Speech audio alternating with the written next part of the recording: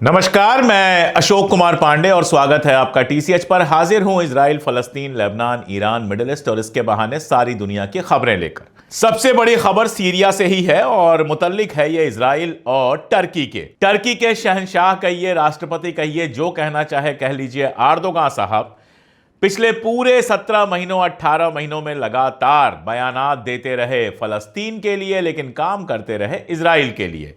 Trade चलता रहा, तिजारत चलती रही और साथ में चलता रहा खेल असद को हटाने का। असद को हटा भी दिया, लेकिन अब जब उनका काम निकल गया है तो ऐसा लगता है उनको दूध से मक्खी की तरह निकालने की प्लानिंग पूरी हो गई है। कल इजराइल ने सीरिया पर अटैक किया। अब आप कहेंगे इसमें नया क्या है? इजराइल सीरिया के ऊपर लगातार अटैक कर रहा है और जोलानी साहब आराम से सिर लेबनान की तरफ किए हुए शांति से बैठे हुए हैं। बड़ी बात यह है कि कल मैंने आपको बताया था कि टर्की ये चाहता है, एर्दोगान ये चाहता है कि जो स्ट्रेटेजिक एयर बेस है T4 सीरिया का, उस पर कब्जा कर ले।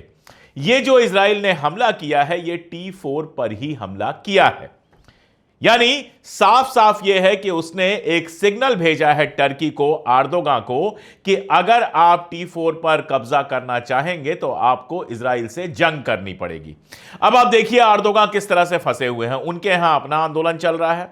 जो विपक्ष है उसने नो शॉपिंग डे, यानी आप कह सकते हैं बाजार और कामकाज को बंद रखने की अपील की है। यानी वहां पर वैसे ही लगातार लोग सड़कों पे आ रहे हैं, लाखों लोग सड़कों पर आ रहे हैं और एर्दोगान भले सारी खबरों को ब्लैकआउट कर दे, लेकिन लोगों का सड़कों पर आना रोक नहीं पा रहे हैं। ये अब आर्टिकल छपने लगे हैं। अरब न्यूज में आर्टिकल छपा है बाकायदा कि एर्दोगान जिस हद तक कमजोर हुए हैं अपने विरोधियों के चलते, अपने देश में चलते आंदोलन के चलते, अब उनके पास वो पॉलिटिकल पावर नहीं रह गया है। तो पहली चीज, देश के अंदर वो कमजोर हो रहे हैं। देखिएगा कल निकल के आएगा कि वो सारा खेल अमेरिका और इजराइल का किया हुआ निकलेगा। अमेरिका और इजराइल इस खेल में माहिर हैं कि देश के अंदर किसी एक नेता को पकड़ लो जो नाराज हो और उसको पैसे देकर, ताकत देकर वहां पर शुरू करवा दो सारा बवाल। कल तक ये बवाल नहीं था।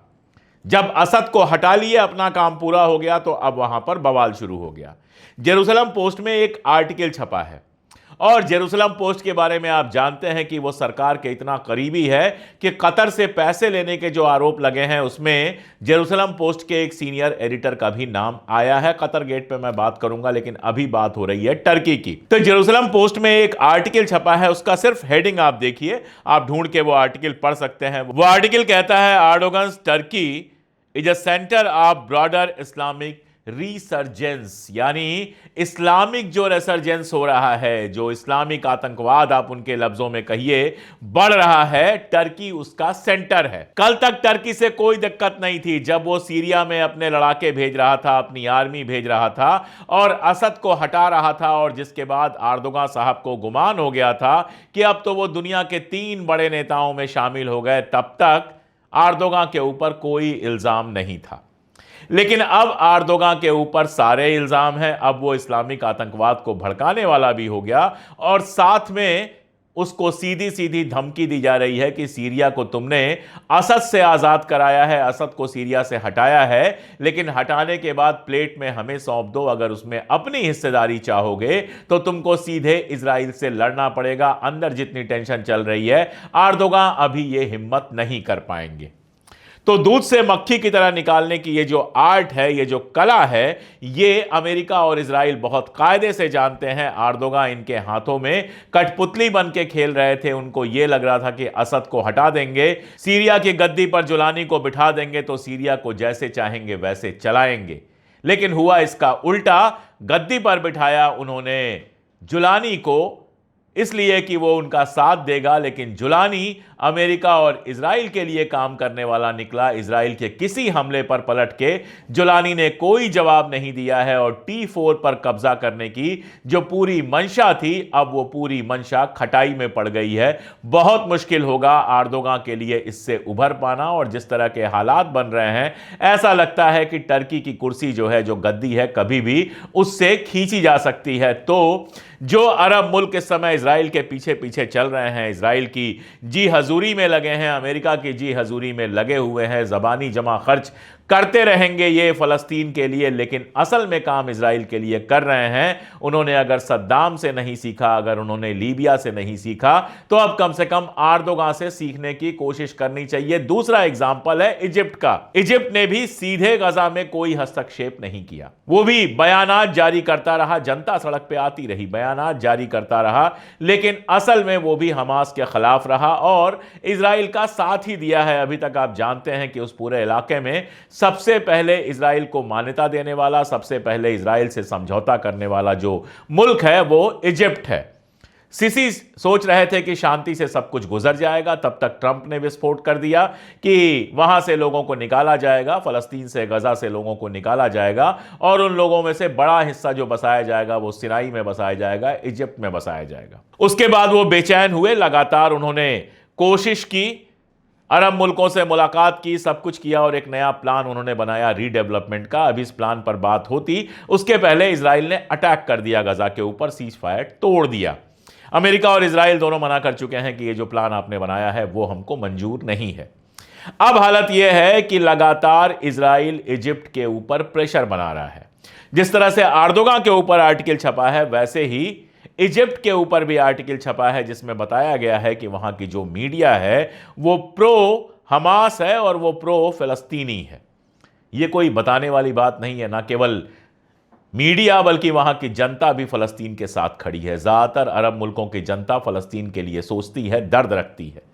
ये हुक्मरान है जो अमेरिका और इजराइल की गुलामी करते हैं ताकि उनके बैंक अकाउंट मजबूत रहे, ताकि उनके साथ कोई खतरा ना रहे, उनकी गद्दियां बनी रहे। तो अब इजिप्ट जो है, जिसको यह खतरा है कि इजराइल एक बार फिर से कोशिश कर सकता है फलस्तीनियों को उसके इलाके में भेजने की, उसने सिनाई पर अपनी सेना लगाई है और अमेरिका से लगातार प्रेशर बनवा रहा है इजराइल कि सिनाई से जो अपना एरिया है, जो इजिप्ट का एरिया है, वहां से भी वो आर्मी हटा ले। वो कह रहा है कि जो समझौता हुआ था ये उसका उल्लंघन है। जितने समझौते होते हैं उसके इजराइल जितना चाहता है उतना उल्लंघन करता है, और जब उसको सामने वाले मुल्क के साथ समझौता तोड़ना होता है तो वो कहता है ये समझौते का उल्लंघन कर रहे हैं। यही हुआ सीज फायर में। सीज फायर का जो समझौता हुआ वो इजराइल ने तोड़ा, लेकिन सारा आरोप लगा दिया हमास ने। अब इजिप्ट, अमेरिका और कतर मिलकर एक नया प्लान लेके आए हैं सीज फायर का। क्या है उसमें कुछ खास पता नहीं है, सिवाय इसके कि ये 50 दिनों के सीज फायर की बात हो रही है। उस पर बात करने की जगह इजराइल अपना एक प्लान लेके आता है जिसमें एक बार में 50 होस्टेजेस को छोड़ने की बात है। टोटल 58 होस्टेज हैं। 50 को छोड़ देने के बाद हमास के पास कुछ नहीं रह जाएगा। हालांकि इस समझौते की भी कोई डिटेल नहीं है, लेकिन हमास ने इजराइल द्वारा दिया गया जो समझौता है उस पर बात करने से भी मना कर दिया है कि हम उस पर निगोशिएट नहीं करेंगे। जाहिर है इजराइल का जो समझौता होगा वो समझौता तो क्या ही होगा, वो यही होगा कि जो चीज़ जंग के मैदान में हासिल नहीं की गई वो टेबल पे हासिल कर लिया जाए, जैसा उसने लेबनान पे किया। लेबनान से एक मजेदार खबर है। आप जानते हैं लेबनान पे अभी हाल में इजराइल ने हमला किया था और उसके पहले वहां प्राइम मिनिस्टर, प्रेसिडेंट वगैरह सब बनाया गया था।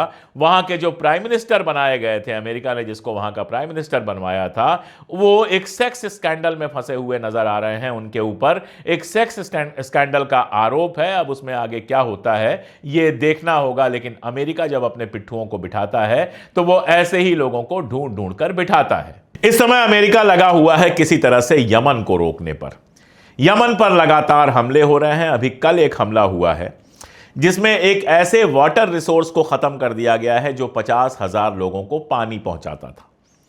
ये चाहे इजराइल हो चाहे अमेरिका हो, जंग के जितने नियम बनाए गए थे, रूल्स बनाए गए थे, उन सबको ये तोड़ रहे हैं।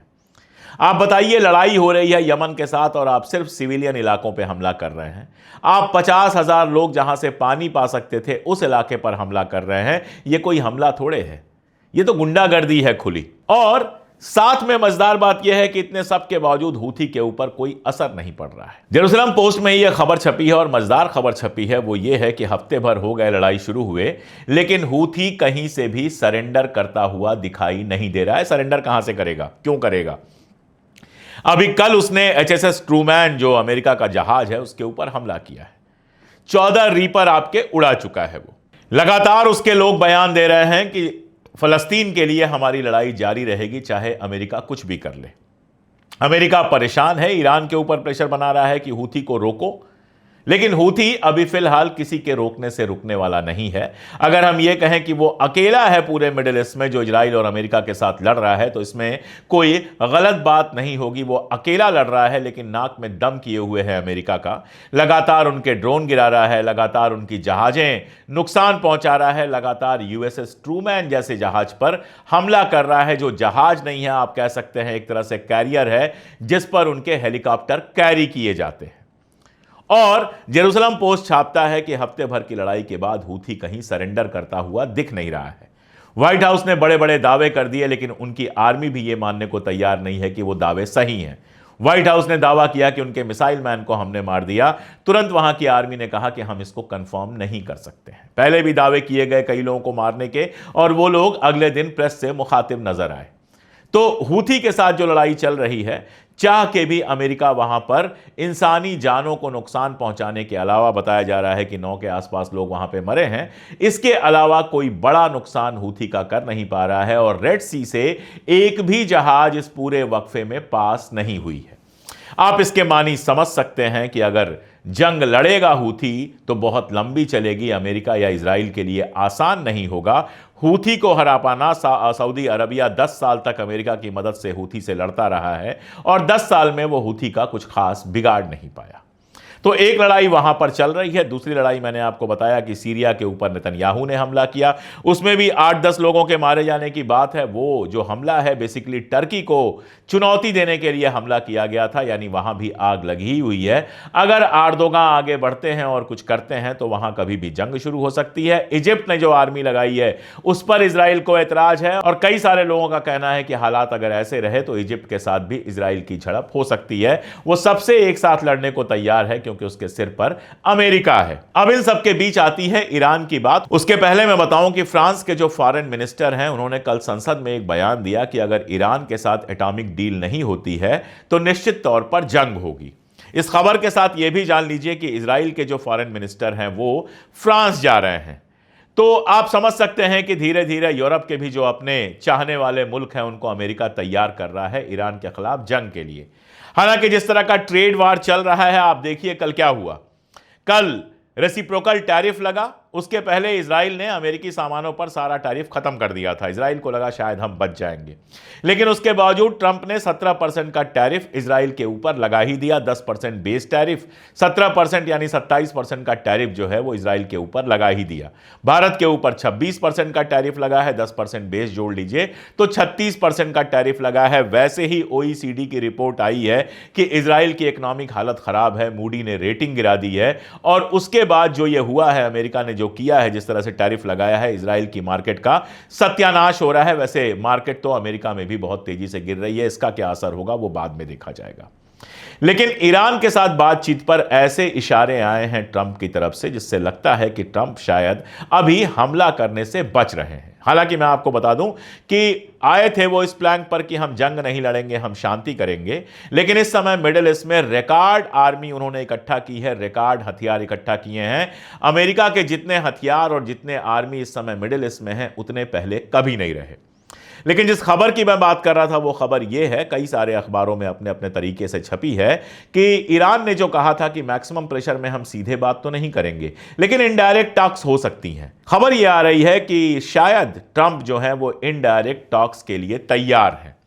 अब इजराइल उसको कैसे पंचर करता है, इनडायरेक्ट टॉक्स होने देता है या नहीं होने देता है, यह देखना है। क्योंकि टॉक तो हमास के साथ भी, बातचीत तो हमास के साथ भी ट्रंप कर रहे थे, ट्रंप के लोग कर रहे थे, लेकिन यह खबर मिलते ही इजराइल ने उसको पंचर करवा दिया। तो इजराइल जब तक वहां पर है तब तक वो नहीं चाहेगा शांति रहे, क्योंकि शांति होगी तो नेतन्याहू की कुर्सी चली जाएगी। हालत यह है कि नोआ फेस्टिवल का जो मामला आया था, नोआ फेस्टिवल में बमबारी हुई थी, लोग मारे गए थे, 7 अक्टूबर का जो मामला है उसकी जांच के लिए कमेटी बनी है। उस कमेटी में उन लोगों को बुलाया गया जिनके घर के लोग मारे गए थे या जिनके घर के लोग होस्टेज लिए गए थे। उन लोगों ने उस कमेटी का बहिष्कार किया, कहा कि इसमें जो जांच हो रही है वो फर्जी है, और लोग नाराज होकर वहां से चले गए। यानी जितनी जांचें इसके पहले 7 अक्टूबर की शिनबेट ने जांच की थी, उसके बाद जो तमाशा चला है वो आपको मैं बता ही चुका हूं। अभी एक और बात मैं आपको बता देता हूं, कतर गेट जो है सबसे बड़ा इशू बना हुआ है इजराइल के अंदर। यानी कतर से जो पैसा लिया गया था इस बात के लिए कि इजिप्ट को किनारे करके कतर को सेंटर में लाया जाए, कतर के थ्रू बातचीत हमास से हो। उसके पीछे क्या खेल है वो मैं कल डिस्कस कर चुका हूं डिटेल में, कल का वीडियो आप देख लीजिएगा। उस कतर गेट में पहले तो जेरूसलम पोस्ट के एक पत्रकार का नाम आया, अब एक और सीनियर पत्रकार का नाम आया है और नेतन्याहू कह रहा है कि कतर से पैसा मैंने नहीं लिया है, मेरे लोगों ने नहीं लिया है, शिन बेट ने लिया है। तो आप समझ सकते हैं कतर से जो पैसा आया है उसको लेकर कितना तमाशा वहां पर हो रहा है। पूरा इजराइल कई हिस्सों में फिलहाल बटा हुआ है। शिन बेट जो वहां की सबसे बड़ी सिक्योरिटी एजेंसी है और इजराइल के प्रधानमंत्री के बीच में सीधी लड़ाई एक तरह से आप कह सकते हैं चल रहा है और बहुत सारे लोगों का यह कहना है कि इजराइल धीरे धीरे सिविल वार की तरफ बढ़ रहा है। और इन सब के बीच में नेतन्याहू कह रहा है कि कतर हमारा दुश्मन मुल्क नहीं है। सही बात है, कतर हो, जॉर्डन हो, ये सारे आपके दुश्मन मुल्क हो भी नहीं सकते हैं। इन्होंने तो हमेशा आपकी मदद की है, इन्होंने बात की है फलस्तीन की, लेकिन फलस्तीनियों की पीठ नहीं उनके सीने में छुरा भोंका है। अब कतर उनका दोस्त है, कतर कह रहे हैं हमारा एनिमी नेशन नहीं है, तो जाहिर है फ्रेंड नेशन है। तो कतर से जो उन्होंने पैसा लिया है उसका खेल क्या है, जैसे जैसे बाहर आएगा और समझ में आएगा। इस बीच में घटनाएं लगातार हो रही हैं। बेन ग्वेर के नाम से आप लोग परिचित हैं, सबसे जहरीले पॉलिटिकल लोगों में से है वो पहुंच गया था अलक्सा और अपने लोगों को लेकर अलक्सा पहुंच गया था, जिसके वीडियोस भी आए हैं। सऊदी अरबिया ने इस बात की मलामत की है, लेकिन ऐसी मलामतों का कोई मतलब नहीं होता है। ये सिर्फ बयान होते हैं जो जारी कर दिए जाते हैं और फिर उनको बयान जारी करने वाला भी भूल जाता है। अलक्सा को लेकर जिस तरह से लगातार वहां खेल हुआ है, तमाशा हुआ है, लोगों को वहां नमाज पढ़ने से रोका गया है, बार बार यह कहा गया है कि हम अलक्सा पर कब्जा कर लेंगे।